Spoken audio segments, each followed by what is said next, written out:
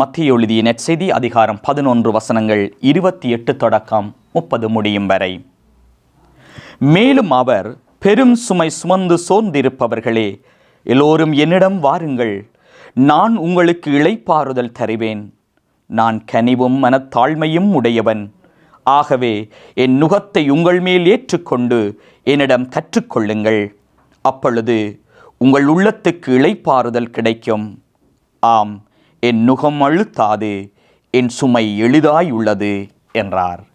இயேசுவில் பிரியமான சகோதர சகோதரிகளே, நம் ஆண்டவர் இயேசு கிறிஸ்து இந்த உலகத்திலே மனித அவதாரம் எடுத்ததை இந்த நாட்களிலே சிந்தித்து கொண்டிருக்கிறோம்.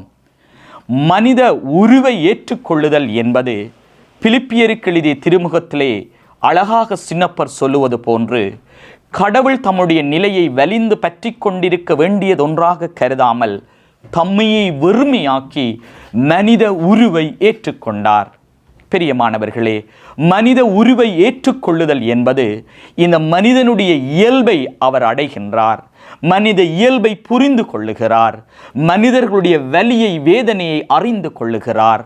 ஆகவேதான் ஆண்டவருடைய வார்த்தை இவ்வாறு சொல்லுகிறது பாருங்கள், பெரும் சுமை சுமந்து சோர்ந்திருப்பவர்களே, என்னிடம் எல்லோரும் வாருங்கள் என்று ஆண்டவர் இயேசு எங்களை அழைத்து நிற்கின்றார். அன்பார்ந்தவர்களே, சுமை சுமந்து சோர்ந்திருப்போரே இன்று பலர் இருக்கிறார்கள். சுமைகள் என்பது வெறுமனே நாங்கள் நினைக்கக்கூடாது, அது பிறரால் எங்களுக்கு ஏற்படுத்தப்படுகிறது என்று. அன்பார்ந்தவர்களே, சுமையில்லாத வாழ்க்கை எதுவுமே இல்லை. எல்லோருடைய வாழ்க்கையிலும் சுமைகள் பல்வேறு நிலைகளில் காணப்படுகிறது, பல்வேறு விகிதாசாரங்களில் காணப்படுகிறது. அது பெரும் சுமையாக, சிறிய சுமையாக, பிறரால் ஏற்படுத்தப்படுகிறவைகளாக, எம்மால் ஏற்படுத்தப்படுகிறவைகளாக, நாங்கள் நம்பியவர்களால் எங்களுக்கு ஏற்படுத்தப்படுகிறவைகளாக, இந்த உலகத்தினுடைய சாத்தான் தீமைகளினுடைய தன்மைகளில் இருந்து ஏற்படுத்தப்படுகிறவைகளாக இருக்கிறது. காலை எழுந்து மாலை துயில் கொள்ளும் வரைக்கும் பல்வேறுபட்ட சுமைகளை நாங்கள் சந்திக்கிறோம். பிரியமானவர்களே, இந்த சுமைகள் எல்லாமே ஒரு சுகங்களாக மாறும் எப்பொழுதென்றால், எங்கள் ஆண்டவர் இயேசுவை நாங்கள் நம்பி இந்த சுமைகளை, பாரங்களை அவரிடத்தில் இறக்கி வைக்கிற பொழுது. ஏனெனில் ஆண்டவர் சொல்லுகிறார், எல்லாரும் என்னிடம் வாருங்கள், நான் உங்களுக்கு இளைப்பாறுதல் தருவேன் என்று. பலர் பல்வேறுபட்ட நிலைகளில் இளைப்பாறுதலை நாடி செல்லுகிறார்கள். நல்ல பாடலை கேட்கிறார்கள், நல்ல அழகான காட்சிகளை பார்க்கிறார்கள், நண்பர்களோடு அவர்கள் உரையாடுகிறார்கள், தங்கள் மனதிலே இருக்கின்ற காயங்களை பிறரிடம் சொல்லி ஆற வேண்டும் என்று, அல்லது சுவரையோடையாவது சொல்லி அழ வேண்டும் என்று விரும்புகிறார்கள். ஆனால் ஆண்டவர் சொல்லுகிறார், எனக்கு தெரியும் உங்கள் சுமைகளை, உங்கள் வேதனைகளை, உங்கள் வாழ்வின் வலிகளை, உங்கள் வாழ்வின் துன்பங்களை, உங்கள் வாழ்வின் இயலாமைகளை நான் அறிவேன்.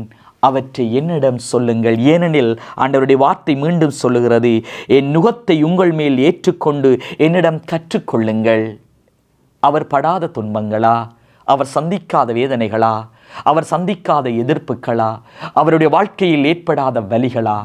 என் பிரியமானவர்களே, வலி சுமந்து வலிமை பெற்றவர் நம் ஆண்டவர் இயேசு என்றால், அவரின் அன்பு சீடர்கள் நாங்களும் வலிமை பெறுவோம். அவருடைய வல்லமையில் நாங்களும் கடந்து செல்வோம்.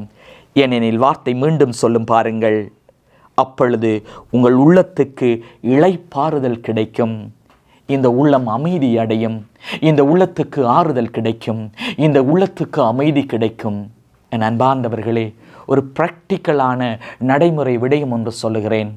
உங்கள் வாழ்க்கையில் இருக்கும் துன்பங்களை பிறரிடம் சொல்லி ஆறுதல் பெறுவதை விட எல்லாம் வல்ல இறைவனிடம் சொல்லுங்கள். நற்கருணை ஆண்டவருக்கு முன்னாலே, திருச்சிருபங்களுக்கு முன்னாலே மெழுகுவர்த்திகளை ஏற்றி வைத்து அல்லது ஏற்றாமலும் அமைதியாக உங்கள் கரங்களை நெஞ்சிலே வைத்து ஒரு நிமிடம் இயேசு ஆண்டவரின் முகத்தை உற்றி நோக்கியவர்களாய் அமைதி கொள்ளுங்கள். ஏனெனில் இன்று இருக்கும் துன்பம் நாளை சில வேளைகளில் அது எதுவுமே தெல்லாத ஒன்றாய் மறைந்துவிடும். நாங்கள் தான் எவற்றை சுமந்து செல்லுகிறோம். அன்றாட அன்று உள்ள தொல்லையே அன்று போதும் என்று ஆண்டவர் சொல்லுகிறார். மன்றாடுவோமாக. சுமை சுமந்து வலி சுமந்து வந்தோ, கருணையின் இறையே அமைதி தருவாயே. காயங்கள் ஆற்றிடும் கருணை மழையே அமைதி ஆறுதல் தருவாயே. அமைதி ஆறுதல் தருவாயே. ஆமென்.